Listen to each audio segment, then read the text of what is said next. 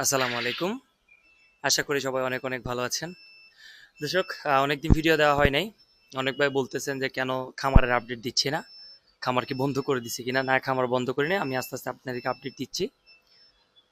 তো দেখতে পাচ্ছেন মোটামুটি গাছপালাগুলো সব বড় হয়ে গিয়েছে। তবে অনেকদিন খামারে সময় দিতে পারি নাই। মোটামুটি অনেক আগাছা উঠে গেছিল। তো সম্প্রতি অনলাইনে যেটা ভাইরাল, রাসেল ভাইপার সাপের যে প্রকোপটা বাড়তেছে, তো ওইটাই চিন্তা করে খুব দ্রুত খামার পরিষ্কার করার ব্যবস্থা করলাম। এই যে দেখতে পাচ্ছেন মোটামুটি ঘাস যা আছে সব পরিষ্কার করে ফেলছি। এই পাশে একটু আপনাদেরকে দেখাই। এই যে দেখেন, এখানেও মোটামুটি প্রচুর পরিমাণে ইয়া ছিল, আপনার আগাছা ভরে গেছিল। এই যে দেখেন সবগুলা কেটে এক পাশে টুপ করে রাখছি। আর মোটামুটি খামারকে পরিষ্কার করার চেষ্টা করছি। এই যে দেখেন, একদম মোটামুটি পরিষ্কার করছি। তো দর্শক, আজকে আপনাদেরকে আরেকটা জিনিস দেখাই। এটা হচ্ছে আমার কাকরোল গাছ, দেশি যে কাকরোলটা, হাইব্রিড কাকরোলটা। এই যে দেখেন, এটা হচ্ছে আমি ড্রামে লাগাইছি। এই যে দেখেন, অনেকেও এই যে মূল কাকরোলের, এটা আমি ড্রামে লাগাইছি।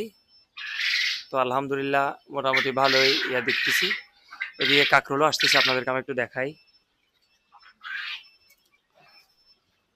এই যে এই সাইডে দেখাই, আলহামদুলিল্লাহ মোটামুটি কাকরোল আসা শুরু করছে আর কি। এই যে কাকরোল আসতেছে, আপনার ওই যে উপরেও আছে কাকরোল আসতেছে আলহামদুলিল্লাহ। তো কেউ চাইলে এই বিষয়টা ছাদেও করতে পারেন। আমি আসলে এটা এক্সপেরিয়েন্সের জন্য করছি। অনেকেও বলে যে কাকরোল ইয়াতে হয় না, কোথায় মানে মাটিতে ছাড়া হয় না, কাকরোলের মূল লাগাইতে হয়, মানে মোটামুটি অনেকে অনেক রকম বলে। তো আমি এটা লাগানোর ট্রাই করছি ভিন্নভাবে।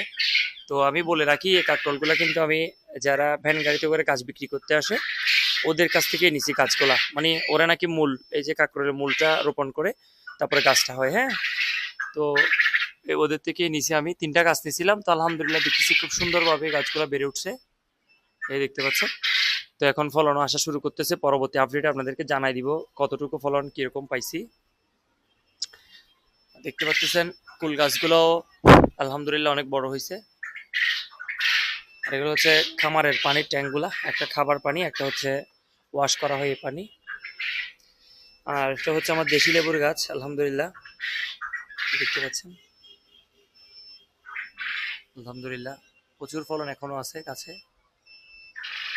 একটা দেশি লেবু গাছ একটা ফ্যামিলির জন্য আমি মনে করি এনাফ। এর চাইতে বেশি লেবু দরকার হয় না। এবার এই পাশে দেখাই, এটা হচ্ছে আমার চায়না কমলার গাছ। চায়না কমলার গাছ, এই যে দেখতে পাচ্ছেন। আর এগুলা কারা কারা চেনেন আমাকে জানাবেন। এটা হচ্ছে টক পাতা। এই গাছগুলা কিন্তু বেশি পাহাড়িরা বেশি চিনে, টক পাতা গাছ। হ্যাঁ, এটা বিভিন্ন ইয়াতে দেওয়া হয়, মাছে কিংবা বিভিন্ন কিছুর জন্য ইয়া করলে এটার আপনার ঝোলও খায়, টক পাতা ঝোলও করে অনেকেও। চট্টগ্রামের ভাষায় কাজি বলে, টক পাতার কাজি। হ্যাঁ, টক পাতা গাছ। আর এটা হচ্ছে আমার আমলকি গাছ। আর ওই পাশের গুলা তো হচ্ছে বল সুন্দরী, এগুলা যারা আগের ভিডিও দেখছেন তারা তো জানেন। আর এটা হচ্ছে আমার 12 মাসি কাটিমনের আম গাছ। প্রচুর পরিমাণ মুকুল আসতেছে কিন্তু থাকতেছে না। এই যে দেখেন, সারা বছরে মুকুল আসে কিন্তু গাছটাতে এখনো কোনোভাবে ফলন রাখতে পারতেছি না আর কি। তো কারো কোনো অভিজ্ঞতা থাকলে জানাবেন, মানে গাছটাকে কি ধরনের যত্ন নিলে মোটামুটি ফলন ভালো হতে পারে আর কি। হ্যাঁ, তারপরে আমি আরেকটা জিনিস বলে রাখি, এই সাইডে এখনো পরিষ্কার করতে পারিনি, এখানে একটু ঘাস রয়ে গেছে, এটা কালকে করে ফেলবো ইনশাল্লাহ।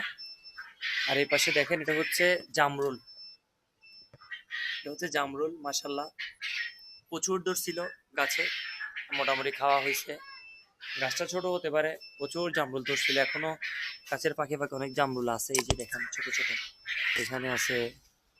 তারপরে হচ্ছে এই যে এই পাশে আছে। ও মাশাআল্লাহ, বিশাল সাইজের একটা জামরুল। এই যে দেখেন, আলহামদুলিল্লাহ এই যে দেখেন, একদম মিষ্টি হবে এটা জামরুলটা। এই যে জামরুল অনেক পারছি। তো চলুন খামারটা একটু আপনাদেরকে দেখাই, অনেকদিন দেখানো হয় নাই, অনেক ভাই দেখতে চাইছিলেন। এই যে দেখতে পাচ্ছেন, এটা হচ্ছে মেশিনগুলো ওভার টেম্পারেচারের কারণে চিল্লাচ্ছে। এই যে দেখেন, প্রায় 38.9, দেখেন আবার 39ও হয়ে যাচ্ছে। এই মেশিনটা মোটামুটি ঠিক আছে, এটা টেম্পারেচার বেশি হচ্ছে বলে মেশিনটা চিল্লাচ্ছে। তো আলহামদুলিল্লাহ আজকেও প্রচুর বাচ্চা নামছে আমাদের। এটা একটু দেখাই আপনাদেরকে, দেখেন এগুলো হচ্ছে আজকের বাচ্চা নামছে। তারপর আমার রঙিন মাছগুলো আপনাদেরকে একটু দেখাই। আলহামদুলিল্লাহ, যে দেখেন রঙিন মাছগুলো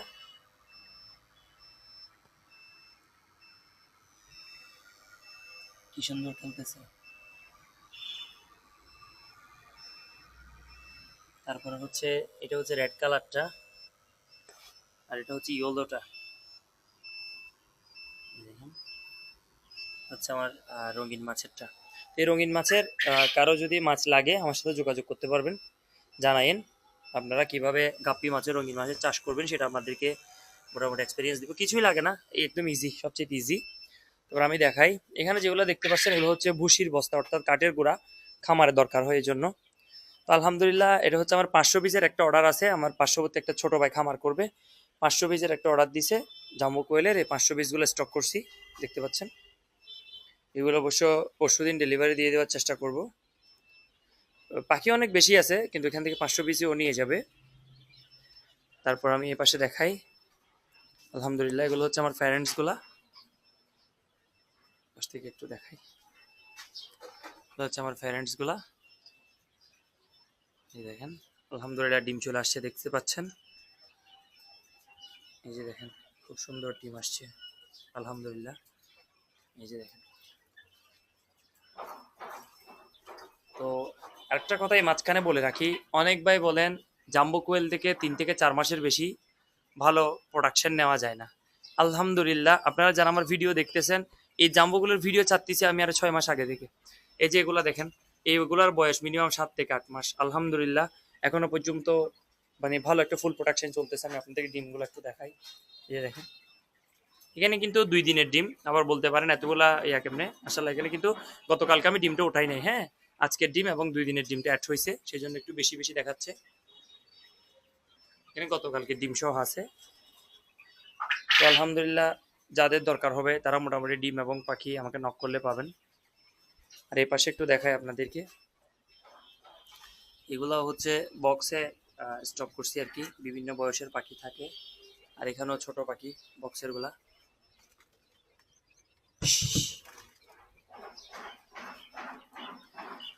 তো দর্শক, আজ এ পর্যন্ত। পরবর্তী ভিডিওতে আবার দেখা হচ্ছে। মোটামুটি আপনাদেরকে খামারের আপডেট দেওয়ার চেষ্টা করছি।